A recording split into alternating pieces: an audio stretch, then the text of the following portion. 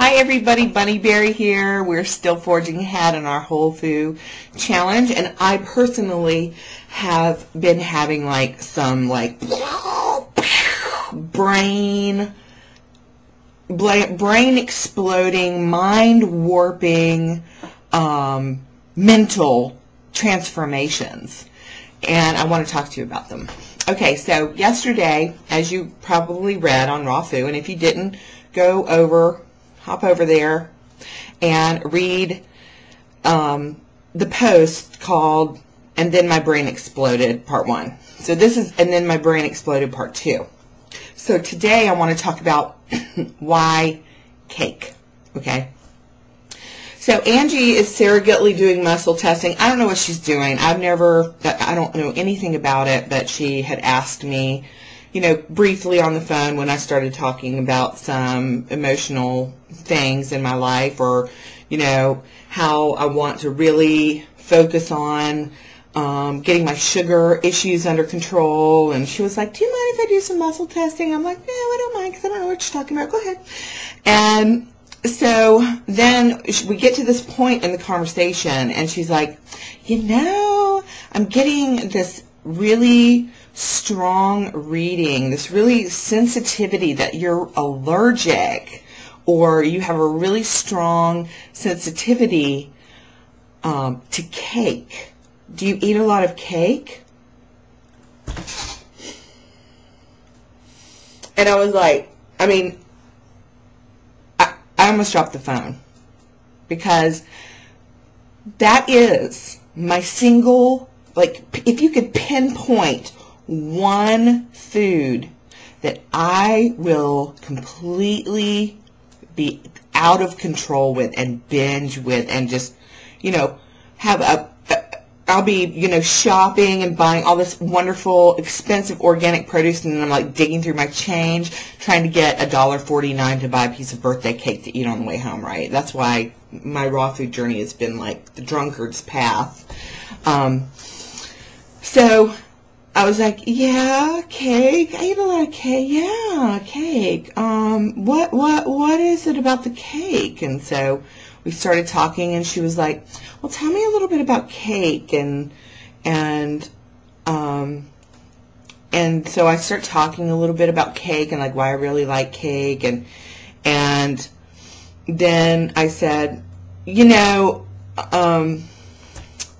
it's kind of like when I said I got really started having sort of a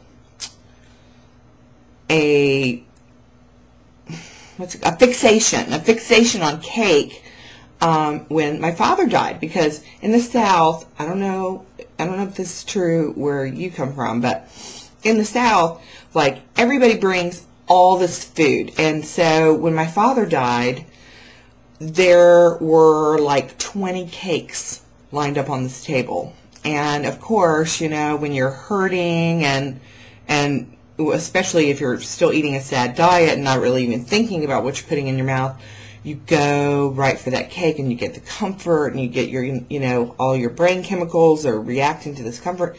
And so she was like, tell me more about this association with your father, because when I muscle test the cake sensitivity and your father, it's like 100%. She's like, so tell me a little bit more about your father.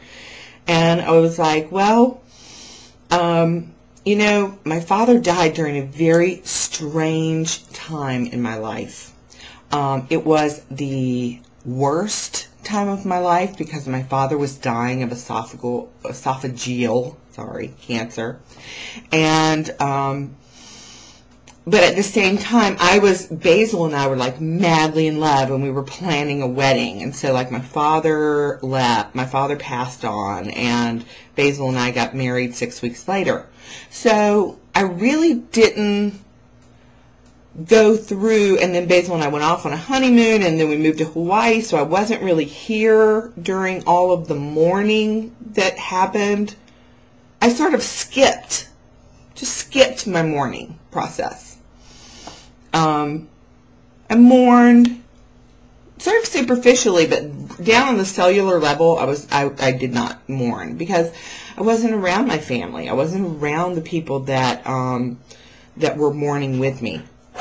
So, excuse me. So, so then, you know, I go to Hawaii, and when you're in Hawaii and all your family's here, there's this real distance. Like, my grandfather died while I was in Hawaii.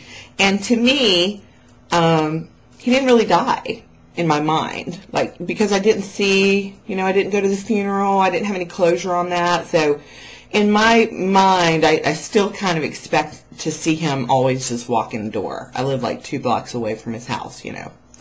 And so, you know, you do get this distance, and it's harder for things to be real and for you to process information when you're not sort of in the middle of it. So then my baby is born, and I moved back to my hometown. And that is when everything with my diet and everything with my weight and my health really went completely haywire. And I started eating a lot of cake. And the strange thing is, I would eat the kinds of cake that my father loved. Coconut cake, strawberry cake, birthday cake. My father was one of 13 children, and so, you know, they didn't and weren't, you know, didn't have a lot of money, so they didn't really celebrate birthdays. So my father, like, you know, hadn't really had a birthday cake until he married my mom, and, you know, then birthdays were like a big deal, and he made a very specific effort to make all of our birthdays like a really huge deal. And everybody who knows me knows that I will come to your birthday party. I always go to birthday parties because there will always be cake. And so I had this like explosion in my brain because I realized that by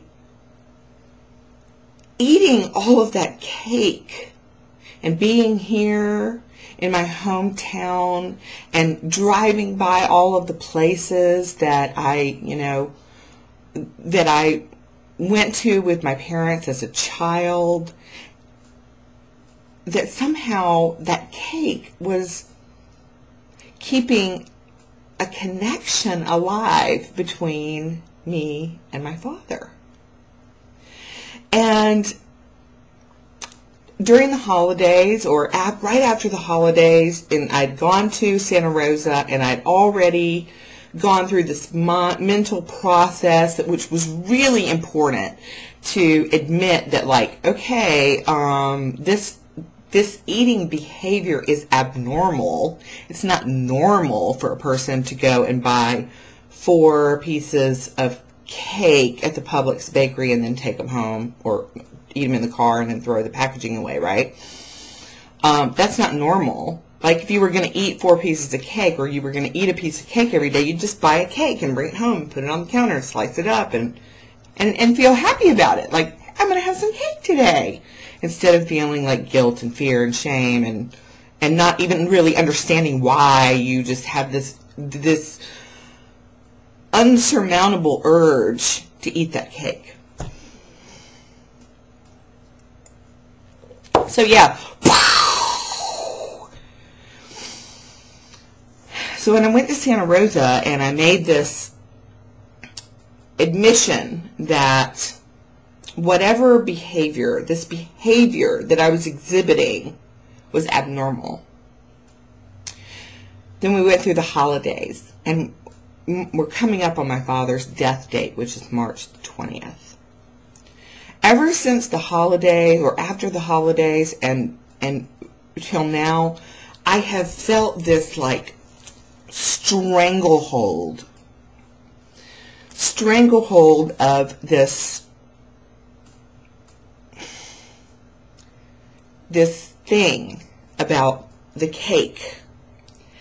And I've been feeling the stranglehold because I actually, in my body, in my heart, knew that once I figured out what it was, what the cake was about, that I was going